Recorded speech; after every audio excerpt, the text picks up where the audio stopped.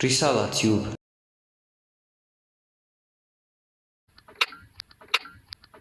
ነጠር አትበል።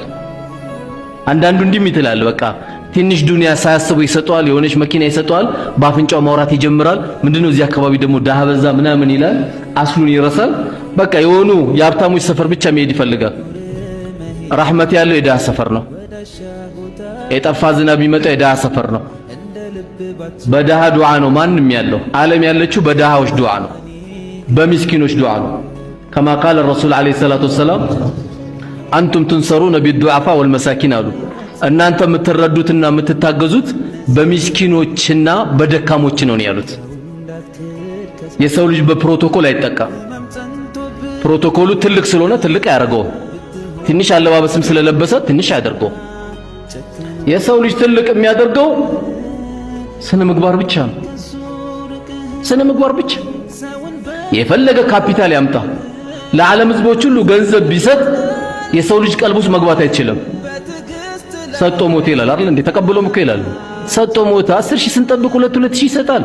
ሰጥቶ ሞተ ይላል እኮ። ሰጥቶ የሰው ቀልብ መግባት አትችልም። በስነ ምግባር ግን የሰው ቀልቡስ መግባት ትችላለህ።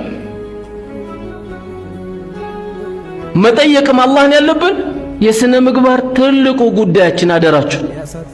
አላህን የምንጠይቀው ስነ ምግባር በጣም ያጣናቸው ነገሮች።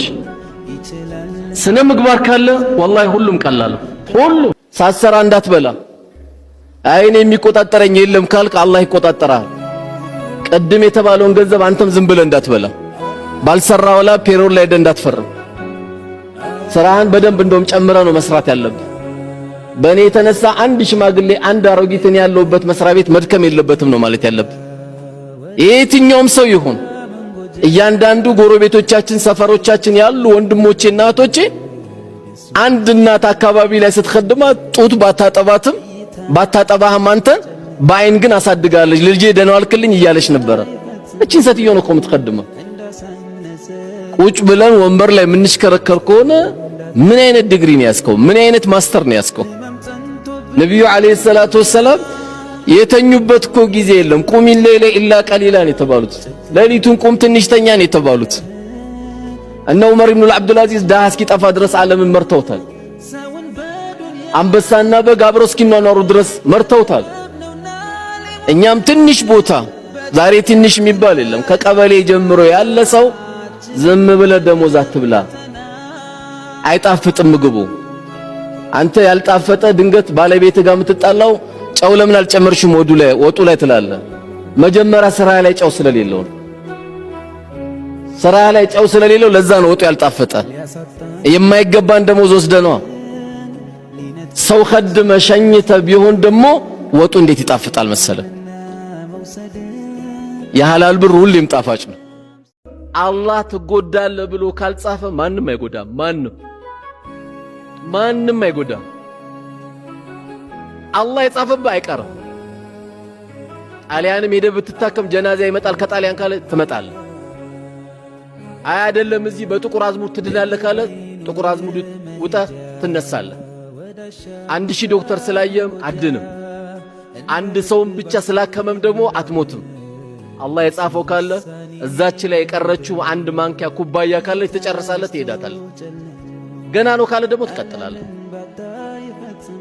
ማንም አንተ ሉግዳ ቢል ወላሂ መጉዳት አይችልም። ቢጎዳማ ስንቱ ይጨርስ ነበርኩ። ስለዚህ ወንድሞቻችን ላይ የሚያመጣብን ምቀኝነት ሲመጣብን ከማ ቃለ ረሱል ዓለይሂ ሰላቱ ወሰላም በወንድሞቻችን ላይ ምቀኝነት ከች ሲልብን ልባችን ላይ ሲመጣብን የመጀመሪያው እርምጃችን ምን ይሆናል? ኢስቲግፋር ነው።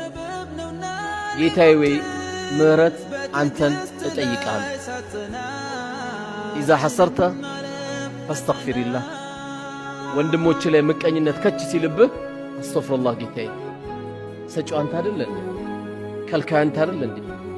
ሁሉ ነገር የምታደርገው አንተ አይደለም ብለህ ለአላህ ምህረት መጠየቅ አለብህ።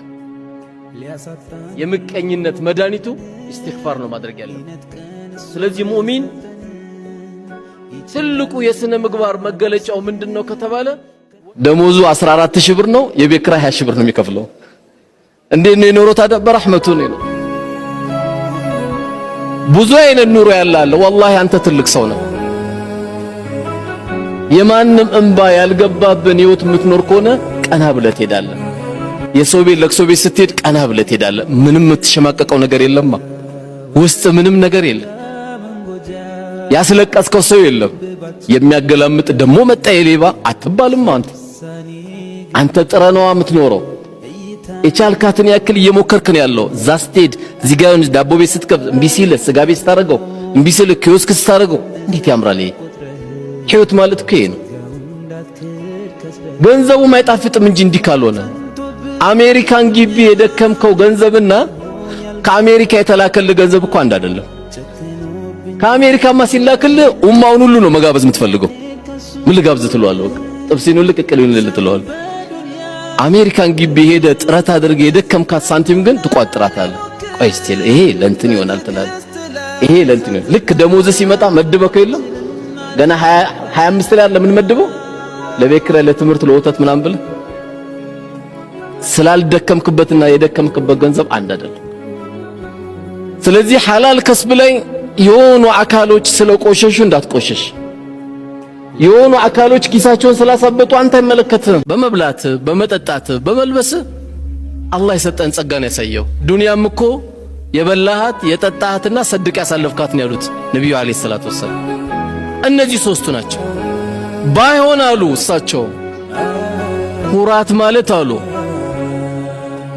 አልኪብ ኩራት ማለት በጠሩል ሐቅ ወገምጡ الناس አሉ። እንዳትረሷት በደንብ አስመሩባት። ኩራት ማለት በጠሩል ሐቅ ወገምጡ الناس ሰዎችን መናቅና ሐቅን አለመቀበል አሉ። ትላንት ወልዶ እንዴት ከዚህ ልጅን ሐቅን እቀበላለሁ ያለ ኩራት አለበት። ከማንም ቢሆን አንተ የሚጠበቅብህ ሐቅ ነው፣ ሐቅ አይደለም፣ ሐቅ ነው መቀበል ነው። ሐቅ ከማንም ቢሆን ሐቅ መሆኑን ብቻ ነው መርዳት ያለብህ። ትላንት ወልዶ ገና እኮ ዓመት አልሞላውም ኪታብ ከያዘ ይላል። አንዳንዱ ኪታቡን ፍትፍት መበያ አድርጎት እሱ አይሰራበትም። ሰው ሲናገር ደግሞ ይቆጨዋል። ያንተን ጸጋ የምታውቀው ነገ የውመል ቂያማ ነው። አንተ አላህ ያዋለልን ጸጋ የምታውቀው ዛሬ አይደለም፣ ነገ የውመል ቂያማ ነው የምታውቀው። ስለማንም ፎቅ፣ ስለማንም መኪና፣ ስለማንም ብር አንተ አይመለከትም። አላህ የውመል ቂያማ የሰው ልጆች አራት ነገር ሳይጠይቁ አያልፉም ተብሏል። አራት ነገር ማንም ሰው ሳይጠይቅ አያልፉም። ከነዛ መካከል አንዱ ገንዘብ ነው። ገንዘብ ደግሞ ለሁለት ጥያቄው ከየት አመጣ፣ በምን አወጣ። ከየት አወጣ፣ በምን አወጣ። አሁን ይህን ጥያቄ እንዴት ይመልሳል የሰው ልጅ? ይሄ ከባድ ነገር። ስለዚህ ስለማንም ሰው ላይፍ ህይወት እኛ እንዳንገባ። ለምን በደከመ ቢሆን ሀብታም መሆን ያለበት ወፍጮ ቤት ጤፍ የሚሸከሙ ነበሩ። 30 ዓመት እስካሁን ለነማዘር ጤፍ ሲያመጡ አይደለም 25 ዓመት 20 ዓመት በእኛ ካልኩሌተር ቢሆን ምንም አዲስ አበባን አያውቅም። አላህ ወደ 10 ፎቅ ሊሰጠው ይችላል። እኛ ምን አገባን? نحن قسمنا بينكم እያለ አላህ እኛን የምናከፋፍለው እንጂ እናንተ አይደላችሁ የምታከፋፍሉት ነው ያለው።